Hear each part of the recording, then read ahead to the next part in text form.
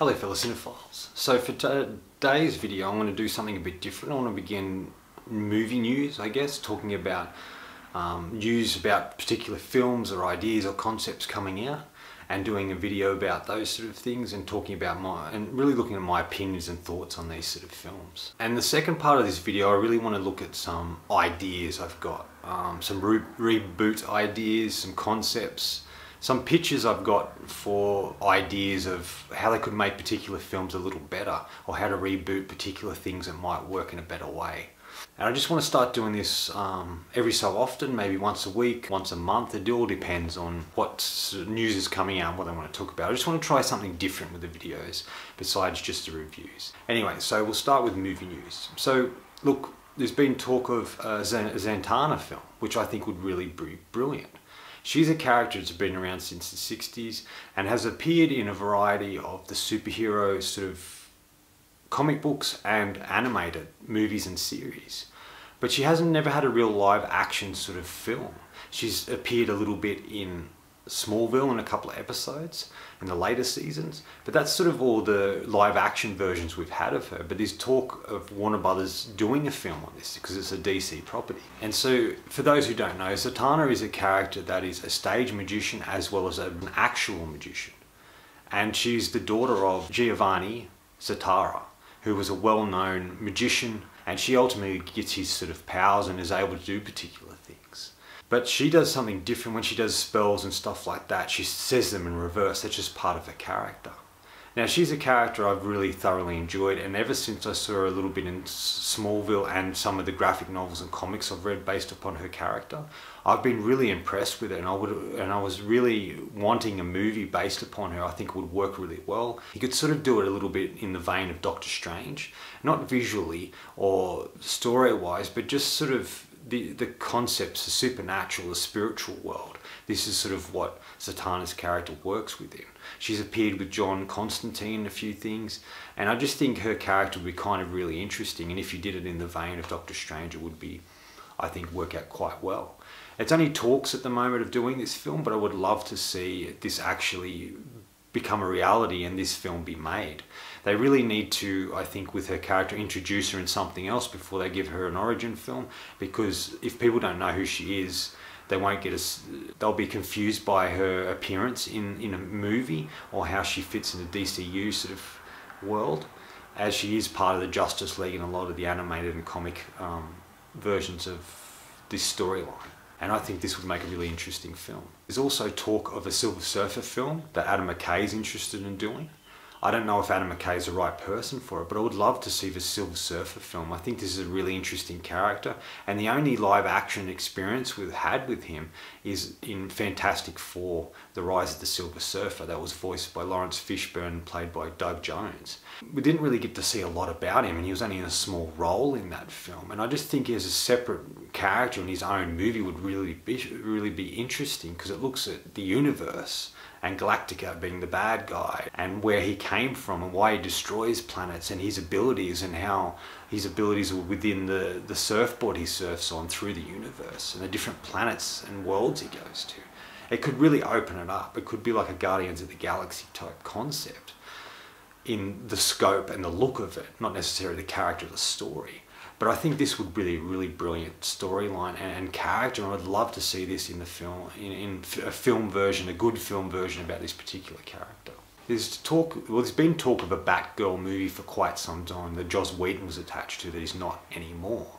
And even though I'd like to see a Batgirl sort of film and they'd focus on Barbara Gordon, I would kind of like to see more of a Cassandra Cain Batgirl. She's a particularly interesting character. Trained as an assassin, couldn't read, write or speak, but could kill very effectively, and she was trained by her father.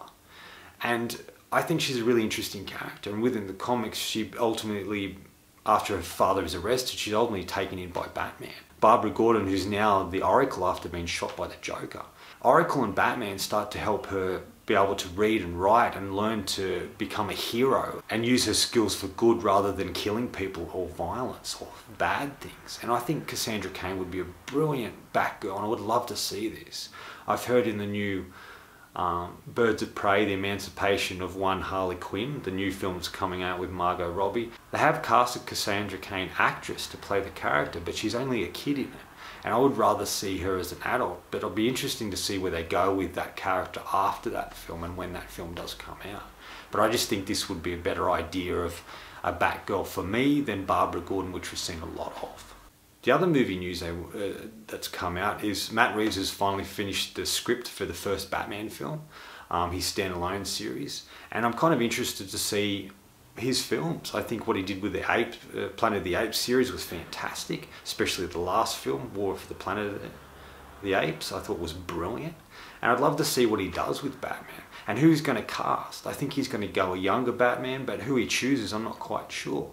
It was originally set to be Ben Affleck, but they want to go younger, and Ben Affleck's not part of the DCU anymore as Batman, or he may not be. So I think they want to choose someone different and go down a different path with it. I think Jake Gyllenhaal might be a good choice to play Batman, but it all depends on how old they want the Batman to be and the storylines that are going to take place in it. And is it going to tie into the DCU, or is it going to be a separate thing altogether, much like the Joker film that's come out with Joaquin Phoenix in it?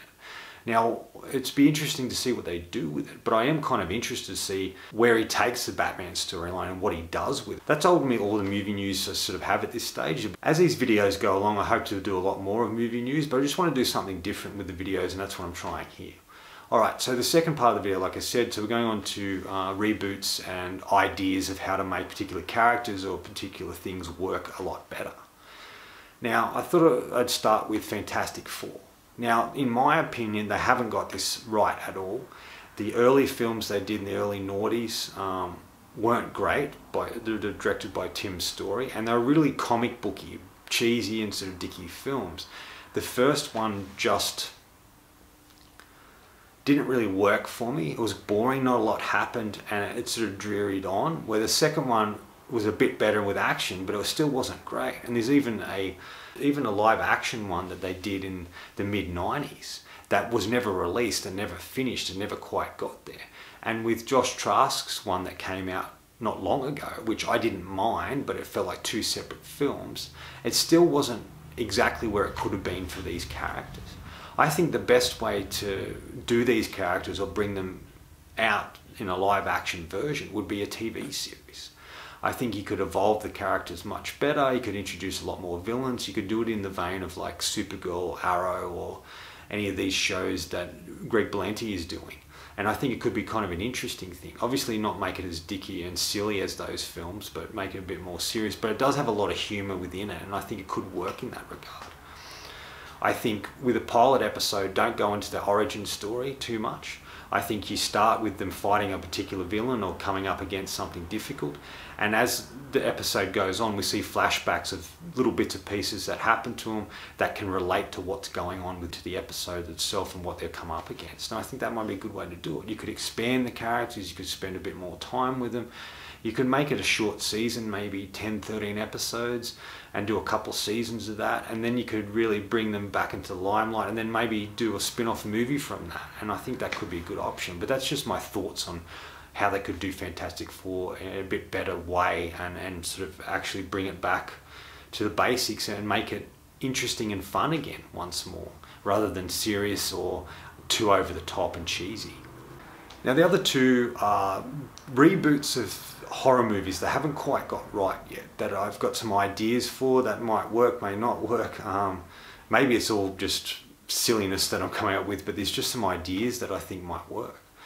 And the first one is Friday the 13th. Like, they tried to reboot that not long ago. They got the director who did Texas Chainsaw Massacre, even though that was a solid remake. I didn't think this Friday the 13th was brilliant. They focused too much on the teen college student element rather than the other character that Jared Padalecki played, and I think they should have focused him on more. And it wasn't very well done, I didn't think. So my theory is to do a Jason origin story.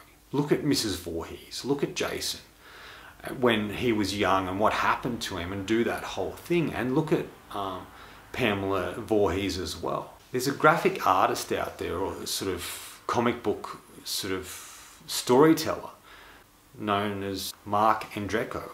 And he sort of had done a run of Friday the 13th comics that he had looked at Pamela, had looked at Mrs. Voorhees when she was pregnant with Jason, and then what transpired for her and him, and when he got a bit older and the things that he saw and how it affected him.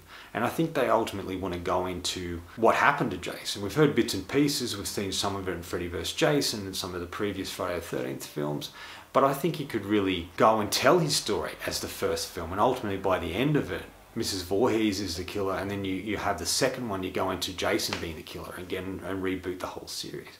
I think that's a really good idea.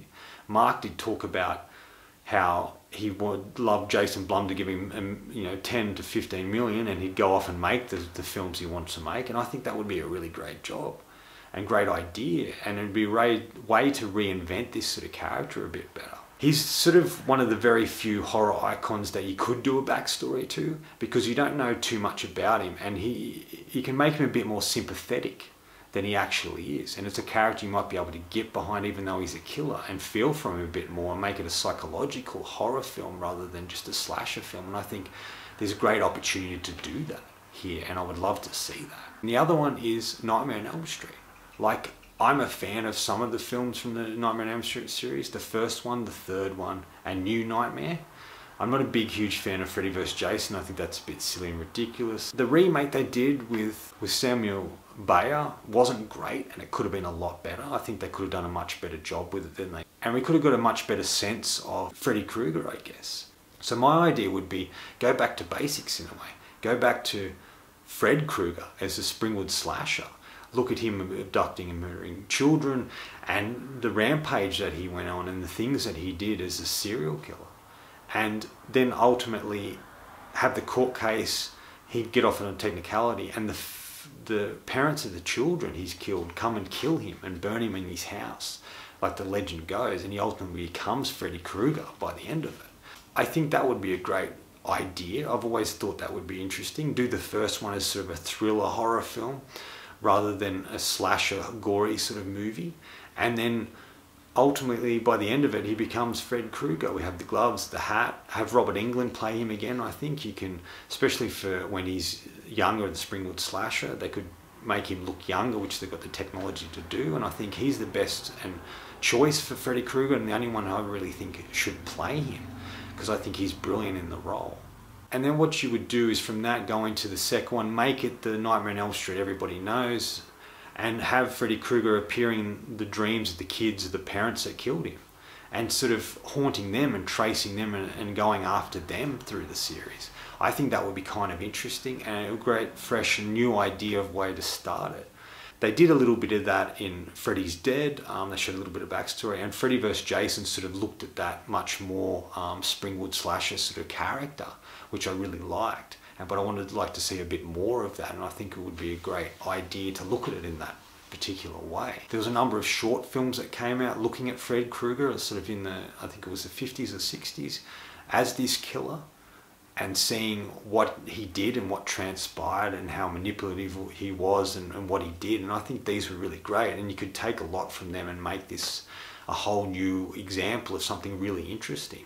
But these are just some ideas I had. Whether this will ever happen or not, I don't know. It's just some concepts and ideas and some pitch things that I think could work. Anyway, that's all from me today. Like I said, I'll do more of these videos as we go along, and with more movie news and concepts and ideas.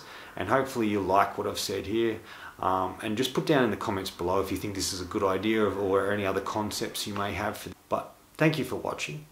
If you enjoy this video or any other video on my channel, please hit subscribe down the bottom. Follow me on Facebook.